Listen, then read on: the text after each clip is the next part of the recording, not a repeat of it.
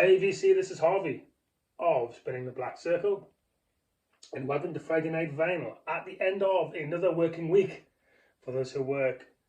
The end of January. I can't believe that we've already been and done on January 2025, but here we are. Today's topic is 10 underrated albums. Right? I'm talking about those LPs that you love, but for some reason aren't hitting that turntable as often as they should do. So without further ado, let's get cracking. I'm going to start with a British 60s icon, not just a pop icon, but an icon who died only yesterday. I'm talking, of course, about Marianne Faithfull, and this is her 1982 LP, Broken English. So most famous Marianne Faithfull for her 60s output. The cover of As Tears Go By the Rolling Stones, probably the most famous. But this for me is her signature work. It's got an amazing cover of Working Class Hero by John Lennon on here. The Ballad of Lucy Jordan, fantastic song in the title track. But more than that, it's a real new wave classic. Put it next to Laurie Anderson LPs. Put it next to early 80s Talking Heads, Ultravox. It's Japan. It's edgy. It's quirky. Everything that her personality was. So a true British icon. And I would start with Broken English. In terms of an album that represents who she was. So R.I.P. to a British icon, Marianne Faithfull. Definitely underplayed, even though I love it. Next is also a British icon, but in a different way. Another female British singer, Shirley Collins, famous in the late 50s and 60s. MBE, Shirley Collins, so renowned as a folk singer. But this actually is a comeback LP, a second comeback LP from 2020, which is called Heart's Ease. So I think some of these are home recordings as well as studio recordings. She's either, when she recorded this, she was either in the 80s or maybe even early 90s. But just class. Something that hasn't left her is her ability to translate a tune. And what an amazing folk singer she is. So a true icon in a different way to Marianne Faithfull, but I didn't play this enough. It's Heart's Ease by Shirley Collins from 2020. Continuing the thread of female artists, India Massive, one of the biggest female artists ever, and this is a renowned LP, but I don't play it enough, and it probably is underrated. I think it is the best LP by Madonna, and it's Ray of Light. Something for the dance floor on this. Absolutely amazing songs, from Frozen to the title track to Nothing Really Matters. But it's kind of post-club and trip-hoppy too. But you know, Madonna just had she has those periods, those times when she just connects with the zeitgeist and delivers. And I'm sure we haven't heard the last of that from her. There's a lot of ridicule, unfairly, I think, of a woman in her 60s and how her appearance is changing, much more than you would from any male artist whose appearance is changing. But you watch, I think that some point over the next 10 years, she's going to release something, shakes it up again. Because I think she's just got something, her ability to pull in the right producers, to write the right songs, to have the right arrangements. But I think the absolute apex of what this woman was capable of is on Ray of Light. This is a Record Store Day exclusive that I managed to get my hands on. Worth a little bit, but I'll never sell it, so who cares? I'm here to listen to it, right? So I don't play it enough, even though I think it's the best Madonna LP, Ray of Light. Okay, let's mix it up a bit too. The LP is only 2 years old, actually. But I do think, and this is a bold statement, this is the best solo LP of this man's career. And I'm probably going to get slaughtered for saying this because of how amazing his output has been over his solo career.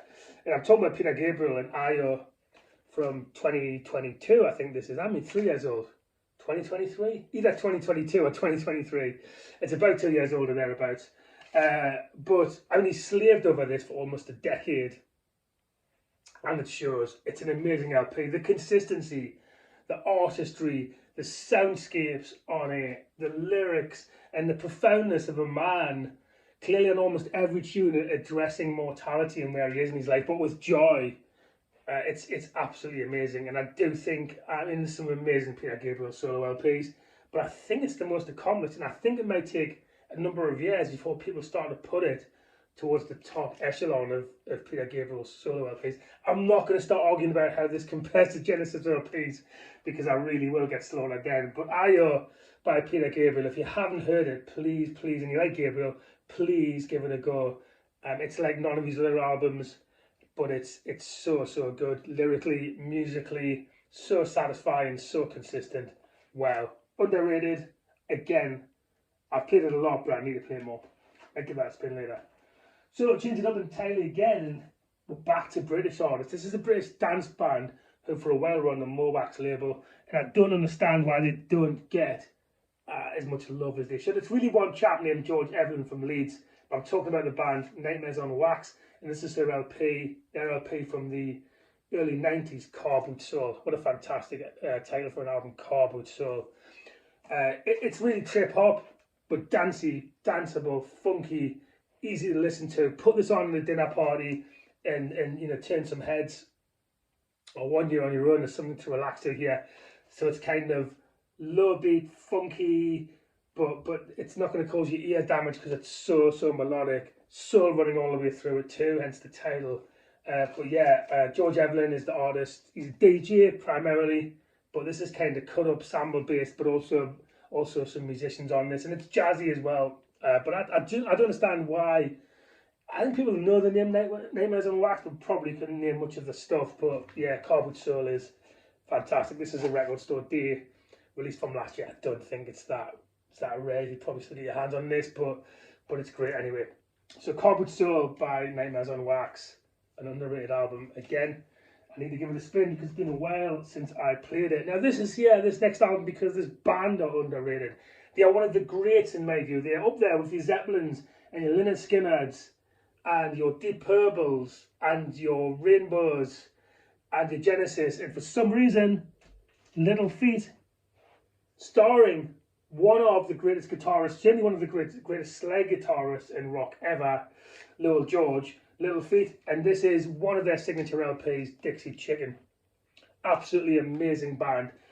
Funky, slide music, groovy, rock and roll, amazing guitar work. Lowell George was also a great singer. You really want the Lowell George era, those first few Little Feat LPs. This one, you also want Feet Don't Feel Me Now, I Would Get a Hold of Sailing Shoes is an amazing Little Feat LP, and their double live LP, Waiting for Columbus, is renowned too. But Little Feat, what an amazing band. Lowell George ex Frank Zappa band, but probably blended in with that band. He wasn't a big, well, who can be a big figure in the Zappa band? It's his band, right? But when he formed Little Feat, came into his own, and I think the apex probably is Dixie Chicken. Absolutely unbelievable album. I think the reason I'm saying underrated is because I think they're one of the greats, and they don't get the plaudits that they deserve, along with, you know, there's big American bands too, like the Doors and Aerosmith. You know, Little Feat were up there. Lowell George sadly died very, very young, in his 20s, I think he was, in the 70s.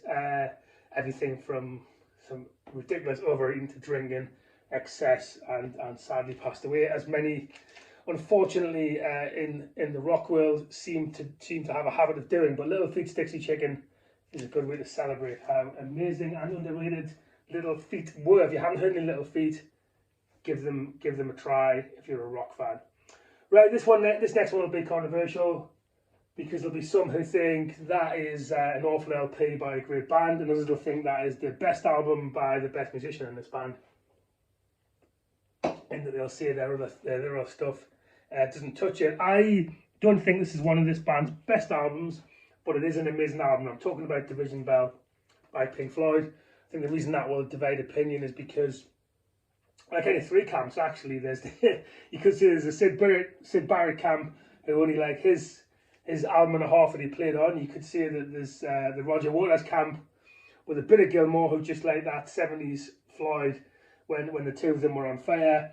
And then you might be in the Gilmour camp and say, well, Sarge Roger Waters, he's a dodgy politicist and not as talented, whereas this chap's a great guitarist. But I reject all of that. I like all of those eras of Pink Floyd. They're one of my favourite bands ever, and I love all of those eras. And it's not, so music isn't top trumps. You don't need to decide or take sides on who you're following. You can enjoy it without putting one album versus another.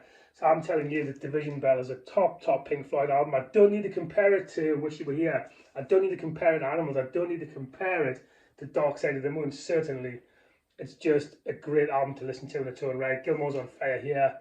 The songs are amazing. The production is absolutely gigantic, and the vinyl reissue of this is sensational. So yeah, Division Bell, an amazing and underrated LP, I think, especially for those who have some challenging things to say about Mr. Gilmour. So this next album, I don't know how many Bastardos will know this one, but it's underrated, and so I'm going to show it anyway. So it is by the great blues guitarist, American blues guitarist Albert King, and it's Live Wire Blues Power. So it's a live album on the Stax label from 1968. I'm showing this because, my word, this band and this artist are in the room with you when you play this. You get this on vinyl, it's probably not that expensive. You can probably pick it up for about £15–20 in a second-hand store or on Discogs, and it's an amazing live blues LP. In the same way as B.B. King's Live at the Regal, for example. It's of that stature, and I put it side by side with that album. But his personality and his repertoire between tracks, the songwriting, the song choices, but particularly his guitar playing, Albert King's on this album, and the atmosphere in the auditorium wherever it was recorded is absolutely sensational. Okay, so that was album number 9. The last one is also a guitarist, and also an American guitarist, but multifaceted, and I need to get more of this chap's work. I can't find anybody who doesn't really love Ry Cooder in some form, and this is Chicken Skin music from, I think this is 1976 by Ry Cooder. It is a kind of dirty southern rock, really bluesy too, with a kind of Latina or Mexicana feel to it, if that's a word, with a kind of southern Texas sound, a bit like a bowl of gumbo with extra chili on it is how I describe the sound of this, for want of a better description. But yeah, Ry Cooder and his guitar playing is sensational on this. So Chicken Skin music, but I need to get me a lot more Ry Cooder. I've missed one LP, that's 9 of 10, I apologise. And this one will shock because everyone will say that's not an underrated LP, that is a major album that appears on lists all of the time. But actually, is Aladdin Sane by Bowie, is this underrated? And I think it is because of the albums around it, because of Hunky Dory, and because of the rise and fall of Ziggy Stardust and the Spiders from Mars, and because of Heroes later in the decade, and because of Young Americans, all of those great albums around it, and Diamond Dogs. This is underrated, and if this had been released as the only Bowie album for 5 years, it would be up there in the top 10 albums ever made. But because of what surrounds it, it's different. You know, you've got What's That Man on here, you've got the Genie. It's an absolutely amazing Bowie album. Everything from the music to that iconic cover. So underrated only because everything around it is also amazing. But this deserves a spin and played in the well. These green pressings on RCA, these reissues are interesting. If you see any of these UK green pressings of 70s Bowie albums, the reissues would snap them up. Sorry, they might have been released late 70s, early 80s, because the sound on them are amazing. I've got a green label RCA Ziggy Stardust too, and I've got 3 copies of Ziggy Stardust, and it's the best sounding, and including it absolutely kills the first pressing as well. So check it out if you can find them. They seem to be everywhere. Green label of reissues of the classic Bowie albums are worth picking up on vinyl. So there you go, that is my 10 underrated albums. I hope you enjoyed it. Please like, subscribe, comment, tell me what your 10 underrated LPs are, and I will see you next week on Friday Night Vinyl, if not before, because I am due a Harvey's Hall episode 2, which I'll try to do on Sunday. So we'll probably do that on Sunday. I will also almost certainly, or will see you next Friday for Friday Night Vinyl. Peace.